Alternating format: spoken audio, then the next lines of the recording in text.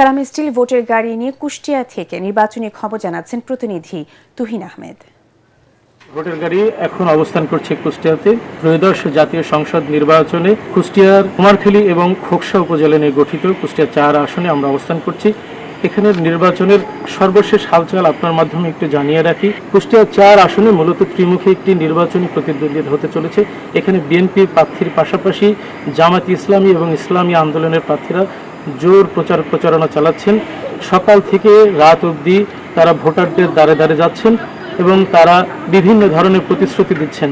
তবে সাধারণ ভোটাররা যে বিষয়টি বারংবার বলছেন, যোগ্য প্রার্থীর কথা তারা উল্লেখ করছেন এবং যারা সাধারণ মানুষের প্রত্যাশা পূরণ করবে এমনই প্রার্থীকে তারা সমর্থন দেবেন এবং নির্বাচিত করবেন বলে জানাচ্ছেন।